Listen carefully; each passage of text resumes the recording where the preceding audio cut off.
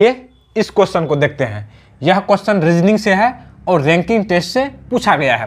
Question कह रहा है कि 5 नदियां ए, बी, सी, डी एवं ई, ये 5 नदियां हैं, है कि नहीं, दिया हुआ है। फिर कह रहा है ए बी से छोटी है परंतु ई से लंबी है। फिर कह रहा है डी बी से बहुत छोटी है और ए से कुछ लंबी है। तो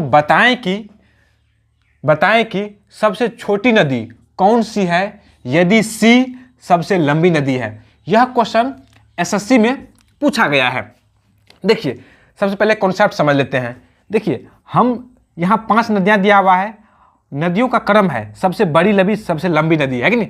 तो हम ऊपर में सबसे बड़ी वाला को लिखेंगे, जबकि जो सबसे छोटी होगी उसको हम नीचे में क्रम से लिखते चलेंगे। सबसे पहले सवाल देखते हैं, है कि नहीं। ये 5 नदियां हैं ABCD करके।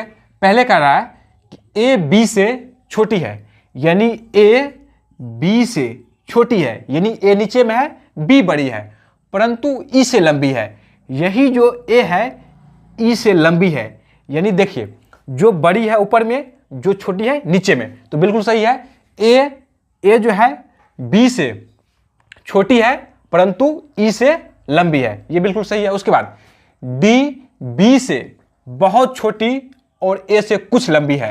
डी जो है, डी नामक की नदियां, वह बी से बहुत छोटी, यानी बी से छोटी मतलब डी यहां आएगा, लेकिन ए से कुछ लंबी है, यानी ए के ऊपर में आएगा। डी और बी के बीच में कौन आएगा? ए आएगा। तो हम डी को लिख देते हैं किसके बीच में? यह दोनों के बीच में डी को लिख देते हैं। उसके बाद कह रहा है कि बताएं कि सबसे लंबी नदी कौन सी है यदि सी सबसे लंबी नदी है। इन सब में सी सबसे लंबी नदी है तो वह सबसे ऊपर हो जाएगा, है कि नहीं, ये हो गया। तो कह रहा कि सबसे छोटी नदी कौन सी है, तो यहाँ देखिए ई के नीचे कोई नहीं है, तो सबसे छोटी नदी कौन सी हो जाएगी? सबसे छोटी नदी ई हो जाएगी। ई हमारा सबसे छोटी रिवर हो जाएगी, है कि नहीं। तो कैसा लगा यह क्वेश्चन?